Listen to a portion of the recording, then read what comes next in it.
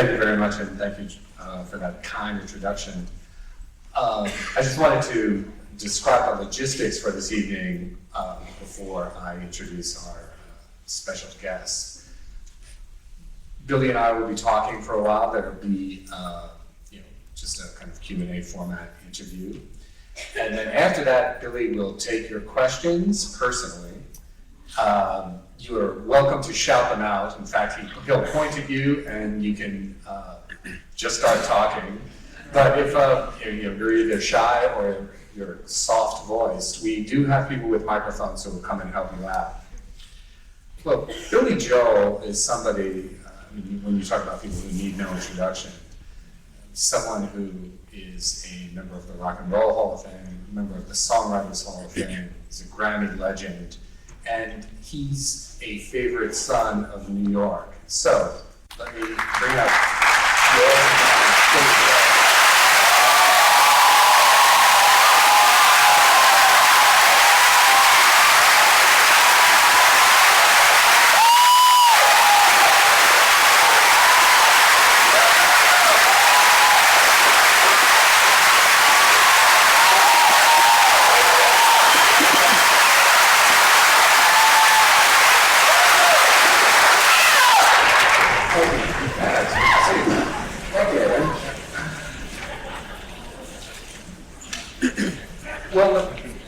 going on right at the moment is you have a box set that just came out. It's called My Lives. So why don't we just start talking about the title? What led to that choice for it?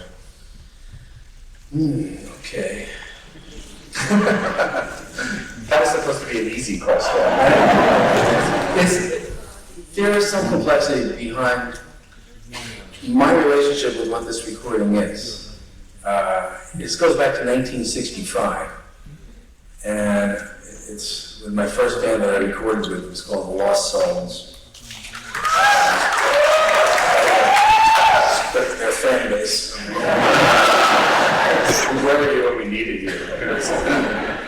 And then it goes on to a band called The Hassles, which was the later 60s. And then there was a heavy metal group I was in, group, two guys. A couple of guys, and there's one piece of some playing from that band. And then when I started as Billy Joel, which is my real name. A lot of people don't think it's my name. What's your real name, man? I would have made up something better than that.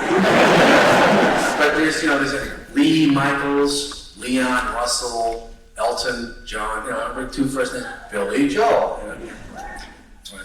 Well, I couldn't have been William Joel, because, I don't know, it doesn't sound like a rock and roll enough name. Billy Joel works. Billy's kind of a kid's name. Billy, come on, play. Billy. And Bill Joel is too short, like a doorbell. Bill Joel. So, and listening to this stuff, now I know it says in the liner notes that I curated all these songs. I didn't. The liner notes, which I wrote, by the way. Is there any liner notes? I'm not sure how I said that, but maybe... Maybe they told you that. Got it. But they came up with a whole bunch of stuff that I hadn't heard for a long, long time. So we went and put out a box set. What's left for you guys to put out? And they played all this stuff for me, and I went, gee, I had a lot of lives in this business. And that's when I came up, as a play on the song My Life. Sure, of course. And after listening to it, there can't be anything left after this. The album that came out before this was an album of piano pieces called Fantasies and Delusions. And I thought, well, it'll be a good name for this, Stems and Seeds. And I don't think Columbia would have gone for that. So I said, My Lives. And it's difficult for me to, these are a lot of my lives. I mean, there's hits that are in this that were just straight ahead, the hits that were on the albums and on the singles. And some people might ask, well, we've heard these before, why is this included? Well, it was part of my life, so the songs were.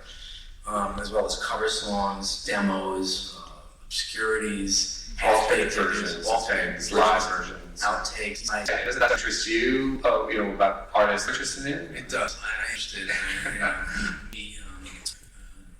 psychotically so. So this is and this is going to come out now.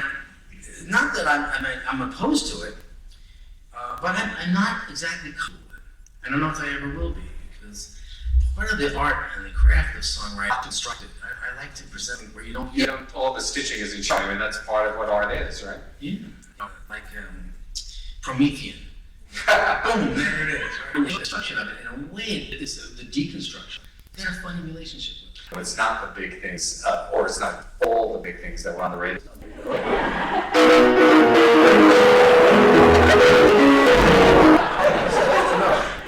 There's an extra note hanging there.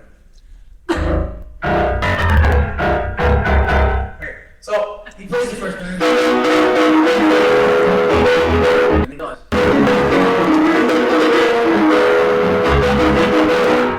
And then thank God for this little part. It's the chorus over and over again. There's really no verses, it's all chorus. And the lyric is a well, it's 9 o'clock on Saturday. I should say. The regular crowd shuffles in. There's an old man sitting next to him, making love to his tongue.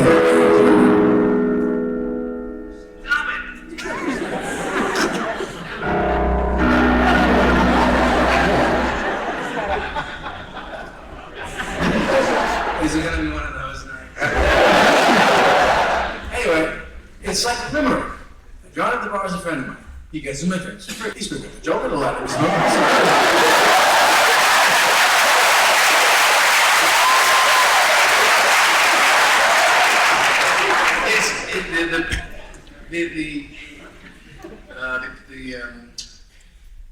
The phrasing of it and the cadence and the parameters, pentameter.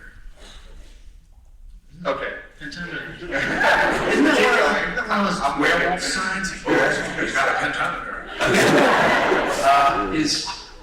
Is like a limerick. And there once was a girl from Nantucket who fell and when they said they want to put this on, I said, "You're nuts," you know. And it was kind of a hit. And so almost everything they were going to put out that were trying to do a hit, it was like, "You're going to knock me over with a feather." Right? Well, you know, I think that song in particular kind of established something for you, which is a song that kind of comes out of your own experience, but that people can really relate to. And for example, in that song about all of those characters in the bar, you know, it's like a short story or something. Everybody has their dreams. And that's something that you were struggling with at that point in your career, right? The experience that produced that song. I wonder if you could just speak about that a little bit. Well, this was a gig that I had been in rock and roll bands all during my teenage years, and then I wanted to be a songwriter and have other people do my stuff. So the advice I got from people in the music business was, okay, well, you've got to be songs. Why don't you make a recording, and this way people will hear your song. This was during the era of the singer-songwriter. So I said, okay. Seemed like a strange thing to do, be a writer, but I made an album. And he said, well, now you made the album, why don't you go on tour and promote the album? So I said, okay. And I go out on the road and it becomes Eddie Joe, which I'm not bitching about, it's a great job. But it wasn't my intention.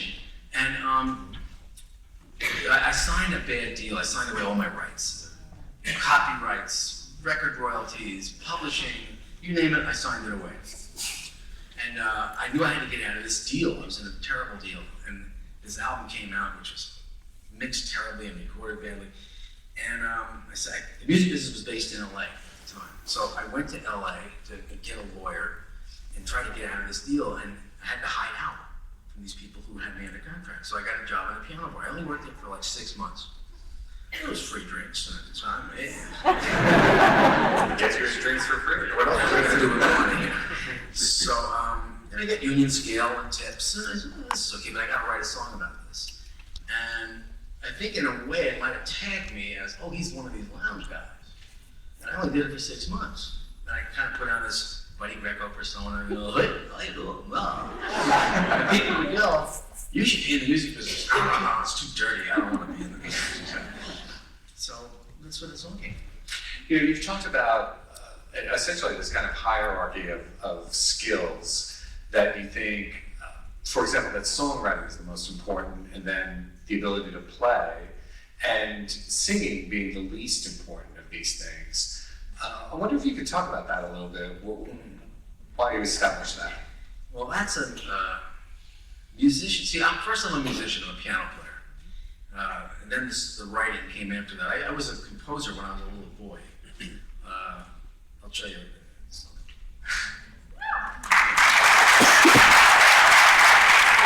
I was like, 2 or 3 years old. We had a piano in the house. And I go over to the piano and I play the Storm song.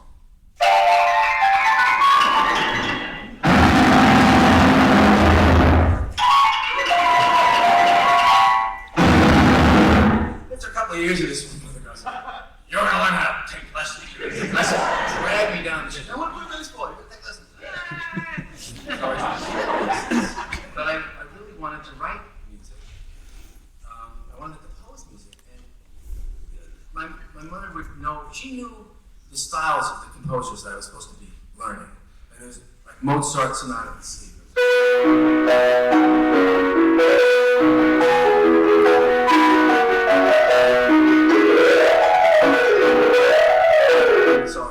So I didn't want to read the music after a while. A couple of years went by, so I'm tired of reading the dots. So instead of playing what was on the music, one commonality on music at that time was. So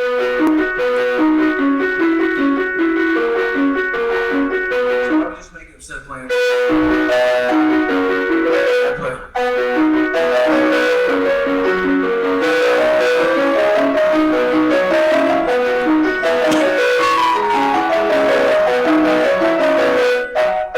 So my mother would go, "Wow, you're learning that one really fast." I'd say, "Oh, this is an easy one." The next day, I'm supposed to be practicing. I don't remember what I played the day before, so I play.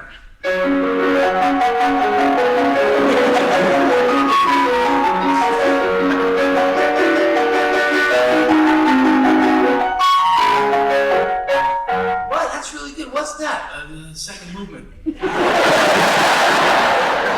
third day, I didn't know what I played the day before.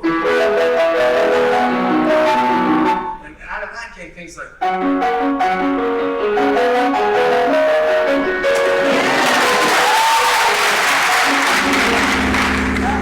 What is this thing sick? It's alien. You want to go back to the original? Yeah, we're going to try it. Wait.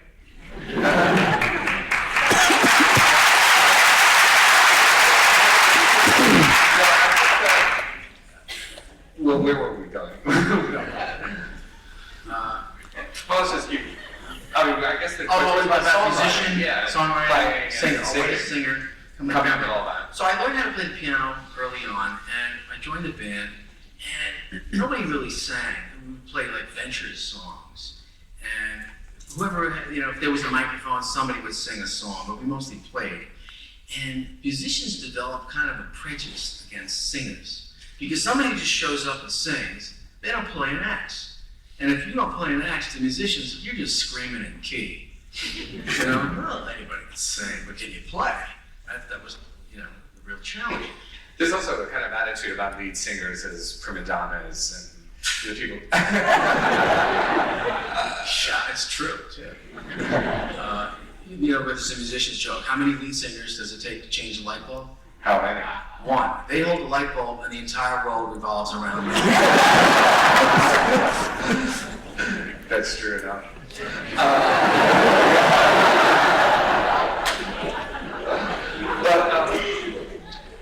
At what point what was some of the first rock and roll stuff then that, because you were taking the, classical music lessons and engaging in that kind of music, where did the rock stuff come from? Where did you hear it? What kind of things did you respond to first? Well, I grew up in Hicksville.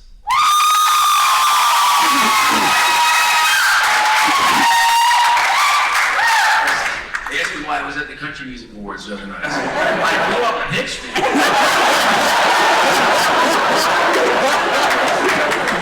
Just waiting to happen. Yeah. And there's a subdivision of Hicksville was Levittown, where the first suburban housing was. I grew up in the Levittown part of Hicksville. So we had New York radio. You had WMCA, WABC, WINS, when it was a rock and roll station. And we heard everything. We heard soul music. We heard R&B. We heard rock and roll. We heard pop. I mean, you heard, Frank Sinatra next to Wilson Pickett. It was all over the place. I guess it's, what is that, Jack Radio now? Hey, new thing. No, that's an old thing. And I loved it. I mean, we were not too far outside of Manhattan in New York City, and we got the radio. And that just knocked me out. I heard R&B and soul music, and that really grabbed me right off the bat. And I had heard classical before that, and I loved classical, and I loved jazz. We really didn't get country western music in New York. We didn't hear country at all, except if Ray Charles made a record. I can't stop love. What's that? That's country music. Really? Soul. That's blues, but I was really swept away when I heard rock and roll.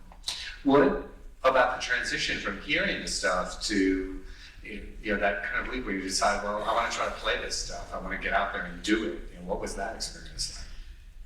Well, there were parties in the neighborhood that I lived in, and if they had a piano in the house, people would ask me to sit down and play the piano, and you could sing along with a lot of the music at the time. I gotta go over here.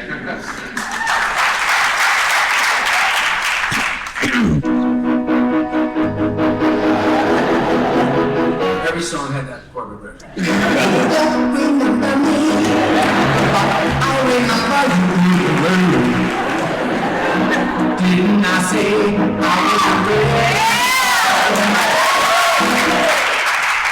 Blue moon is always standing up. Blue, blue, blue. Bum, bum, bum, bum, bum. Oh, danger, oh, danger. Didn't anybody write any different chord progression? My darling, now I'm telling you. My music teacher wrote that, Mr. LeCue. And so I'd play at parties, and everybody would sing along. And I think I was probably still too young to be interested in girls at the time. But girls were always going to hang around. They liked singing, and they liked the guy who could make the music. And I think part of me went, that's cool. Yeah, this might be useful. That's where it started. Yeah, that would make sense. Yeah. Now, there was also kind of a happening scene out on Long Island with bands. I mean, there were clubs to play and a lot of things going on. I mean, talk about the effect of that on you. In the 60s, there were a lot of bands in Long Island and in New York and in New Jersey, Philly. There were a lot of bands. It was a flourishing movement at that time. Before the Beatles, the big groups were the Beach Boys, The Four Seasons. Yeah. Four Seasons were huge. They were the Beatles of America for a long time, the Four Seasons. And there were some bands who could do that. You really had to know your harmony really, really good to do Four Seasons. Some tough stuff to try to pull off. Same with the Beach Boys. A lot of complex harmony. A lot of, the writing was very, very sophisticated. The Beatles came out, and they were four guys, and they were playing Twist and Shout. They were playing Anna, Chains. They were giving us back a lot of music that was basic R&B, three-chord stuff. And the Beatles made everybody go crazy. And after the Beatles, everybody kind of thought, "Whoa, that's not that hard. I think we can do that." And a lot of bands started in the suburbs. There were garages. In the city, you don't have garages. There's no place to practice in the city. You try to play in this music in the city, shut up! You can't. So in the suburbs, neighbors complain, but how the hell with that? So there were bands all over the place, and there were clubs. There were a lot of clubs. Greenwich Village also was rocking. There were tons of clubs in Greenwich Village where you could play. I started out really in Greenwich Village at the Gaslight, the Bitter End, Cafe Wah. Cafe Wah, the Busted Buzzard, the Top of the Gate. There were all kinds of bands playing all the time. And Long Island bands were part of that scene. At that point in your life, what did you imagine kind of lay ahead of you? What did you think was possible? I thought maybe I could make a living as a musician. That's really what I wanted to do, basically. You said that was the moment when you really believed that you were successful. Yeah. Not when I had a #1 record, not when I got a gold album or a Grammy. I was working as a musician for years and years and really never able to make all the ends meet. And then I got a check once, I think I was about 17 or 18, and I had my first apartment, and I had another job, even while I was playing in bands, just to try to make the rent. And I got a check for gigging, and I read the check, and it was enough money to cover the rent and get food. And I said, this is great. I'm a professional musician. I've made it. I've arrived. And I threw my clothes off and ran around the bar. I'm a musician, yeah. And that was like one of the biggest nights of my life. I could really just make a living as a musician, because it's a miracle to be able to do that. Most musicians, journeymen out there in the wilds of America, are working in a Holiday Inn lounge at night and having to play jukebox songs, and really can't make it completely just by being a musician. They have day gigs too. So it's a miracle. One of the things we were just alluding to, obviously, with the Four Seasons and Frankie Valli, there's a musical on Broadway right now. Obviously, you had a very successful experience with moving out. I wonder if you could talk about that, about the just the kind of idea, the collaboration with Twyla Tharp, the idea that somehow this music could be brought to that context and be successful. I mean, there haven't been many examples of successful, both critically and in popular terms, of this music making that kind of translation. Yeah, people had sent me synopses over the years of different stories based on, say, The Piano Man. We're going to do a show called The Piano Man, and it's all based on this guy in a piano bar and the characters that come in and out of the piano bar. And I thought, gee, what an original thought. I want to talk about that one section. Yeah. And the piano man will be you, and it'll have Davy in the Navy, and the waitresses. It's been done. And over the years, the piano man, the innocent man, the angry young man, the big man, the little man. And then Twyla Tharp contacted me, and she said, I have an idea for a Broadway show, and it's based on dance. And I went, dance? I never thought of that. And Twyla is an expert in rhythm. She can hear rhythms, inner rhythms, syncopations, counter rhythms, which I really appreciated, because I had put a lot of that into my music. It's tucked in there, it's all in there. But she heard it. She said, I want to show you something I choreographed. I said, okay. I came down to her studio, and there were these dancers dancing to 2 or 3 songs that she choreographed. And I was knocked out.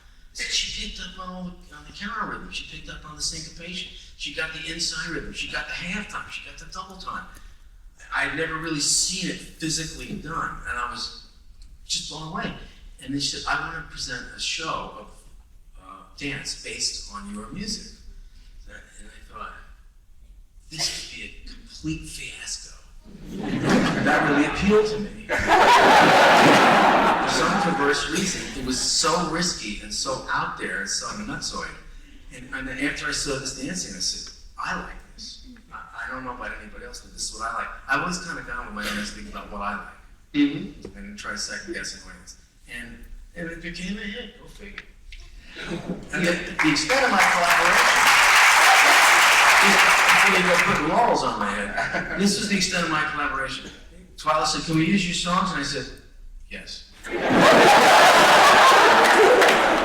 That was it. Except for saying, can you have a rock and roll band instead of a Broadway band? Use a rock and roll band.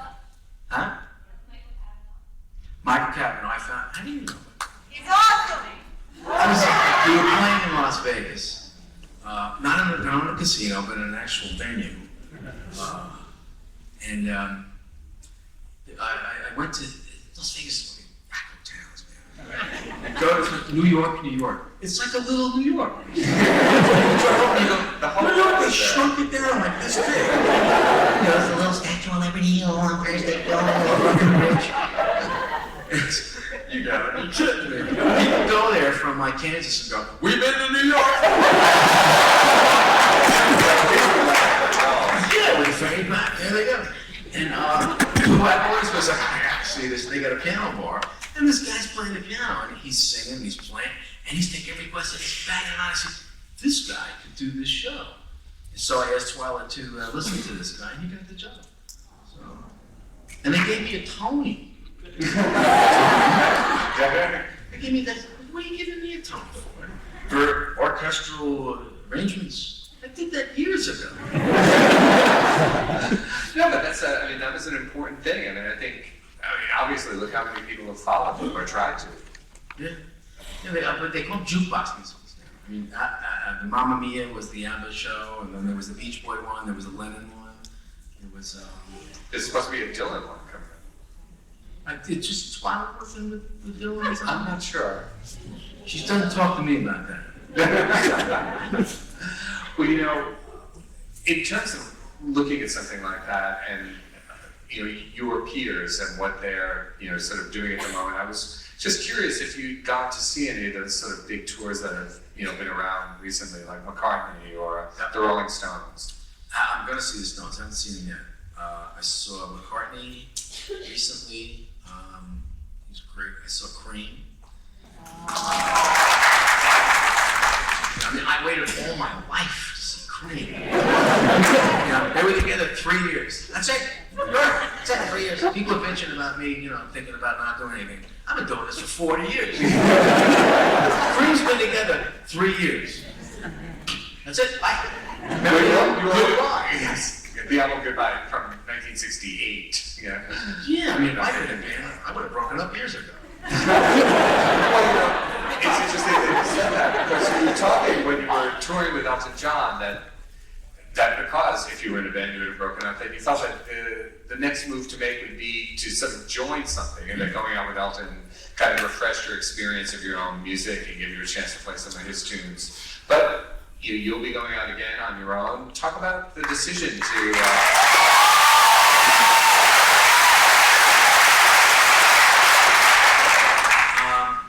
Yeah, we haven't worked as on our own for I guess 6 years or so. I've been touring with Elton a lot. Oh, by the way, I saw you too the other night. Just great bands. That's what I think things should be like. Band at their peak. Bob comes over to me backstage and Billy Joel. They call me Billy Joel. And I'm thinking to myself, oh, they're always trying to stand me up each other. He goes, Billy Joel, what are you doing? Did you come to see us? No, I always hang out backstage. This is my room, you're only borrowing. And it was great, but the tour, I haven't toured on my own for a while, and it just seems like an opportune time. And if I say this, I may get taken the wrong way. I don't know if if I'm gonna keep doing it. It just feels like you better do it now because I'm 56. I don't know if I'm gonna be able to do it when I'm 59 or 60. I don't know. There is an athletic to it. There's a physicality to it, and my voice has dropped. My ability to do certain things, and my endurance is different. My metabolism is different. My weight is different. My hair is gone. So I figured, look, this just seems like a good time. And there's something that we haven't done for a long time on the road, and that's more of the album tracks.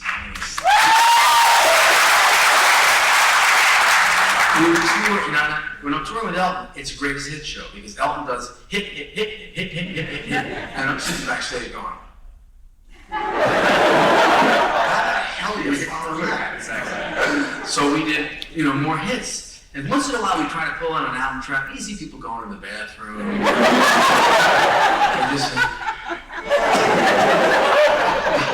So I said, that doesn't work. But I've decided it's something that we like to play, and that is really fulfilling to do because there's a lot of meat in these album tracks, and I want to do more of those on the road. And it would kind of fill in a missing place for me. Now, to the subject of songwriting, you've stopped writing pop songs now, 12 years ago maybe? Yeah. And yet you're playing your songs, and many people, I'm sure many people in this room, and me, and your record company, I'm sure, wonders why you're not writing more songs. I know there's a lot of speculation. How come you're not writing songs? How come he's not writing songs? He's dried up. He's burnt out.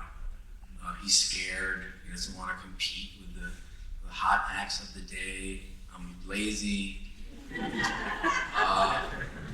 might be some of all of that. But what I feel is, I want to. I mean, it's as simple as that. You don't want to?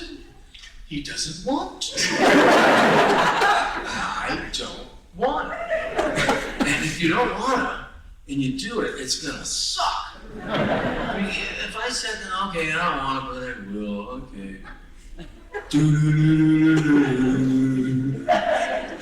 Write something like that. I mean, you have to have the desire to do it. Now, I think what happened was, it became boring to me. Writing pop music, sort of, I wasn't getting the charge out of doing it. It felt different from in the past? Because I was wondering, obviously, even in very creative work, there's a workaday aspect of things. I mean, did you always want to do it when you did it? Yes. I always wanted to do it, and that's what I think kept it vital and kept it relevant. And I got to a point, I don't know, maybe I got too mature or too old. I don't want to write this stuff anymore. I want to write something that stimulates me intellectually, that challenges me, that really, I got to pull out of myself. I don't want to just write the same kind of music. I want to write something different. There's a line in a Bob Dylan song, It's All Right, Mama, which I strongly subscribe to, and it says, he who is not busy being born is busy dying. So that's what I believe in. I'm going to have a rebirth, not for the public, or not for the record company, or not for the radio, for myself. I feel like I had to reborn me, rebirth me.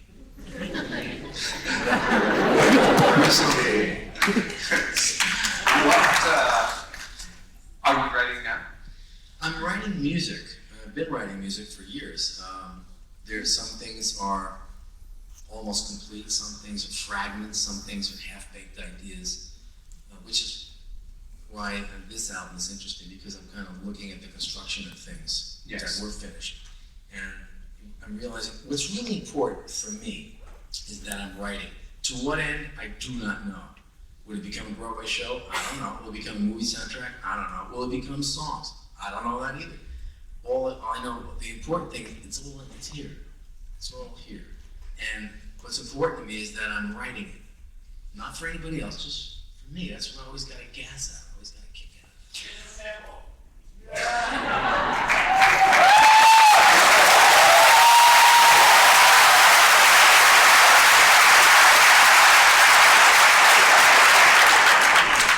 When I'm ready. It's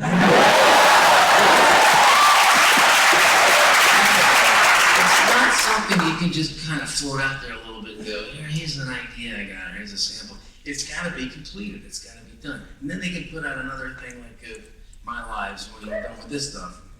More stems and seeds. Do you ever feel a twinge, like when say Elton puts out a new record, or Paul McCartney puts out a new record, or the Stones do, people of your generation, and we're still doing vital pop work. Do you ever think like, wow, that's kind of exciting or fun, or do you just not miss it at all? I don't miss it. I don't know what to tell you. I've had such a long season of song. I've been so fortunate for so long. I've had such a long career. I've had an eternity of a career compared to a lot of other people. And I'm aware of that, and I'm very grateful for it. But I see other people put down. Elton, we're on the tour, and he's going, I put out 4 albums between your marriages.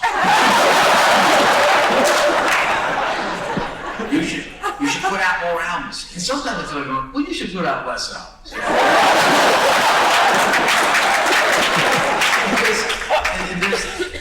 I've seen this. It was said in a couple different ways. Oh, they're so prolific. And does prolific mean better? Does prolific necessarily mean good?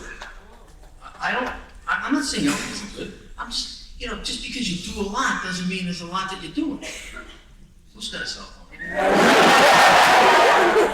don't care. Mine's on too.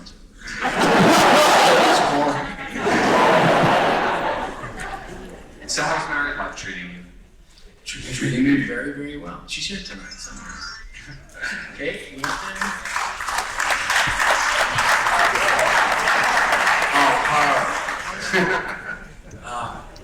Yeah, she's here. She's great.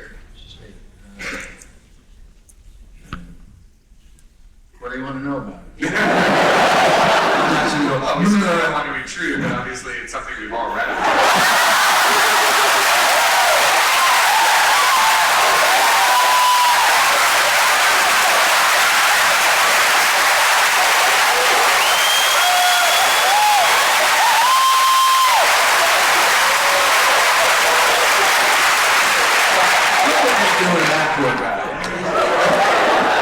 It's amazing. How you going here?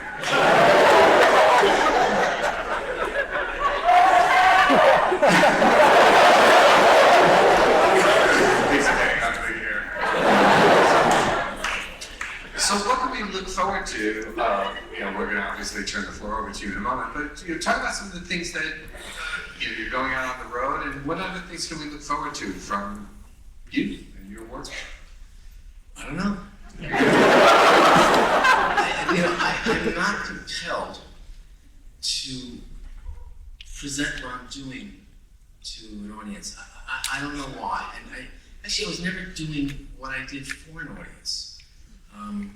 I got into rock and roll because I loved rock and roll. I loved making music. I loved playing with a band. And okay, the audience, part of the audience, I was playing for girls. Play for girls. Look at it, because in school they would look twice at it. When you're on stage, all of a sudden they look at it. This is cool. So there was that, but that you kind of grow out of that. And what can you look forward to? What do we got to look forward to? The end of the war in Iraq.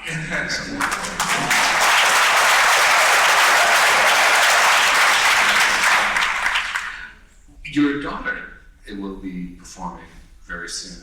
I understand. My daughter is practicing. Tonight is her last rehearsal. Her first gig is Thursday. I can't tell you where she's playing, but it's in New Jersey somewhere. Alexa, I don't know if she's going to use her last name. I said, maybe you shouldn't use the last name, because they're going to be waiting for her tonight for the fork. Joel. She better be great. Or she better be this thing. You don't want to have too many expectations. Maybe you don't use the first name. That night, I'm doing Conan O'Brien. The night of her first gig, so I can't go. I shouldn't go anyway.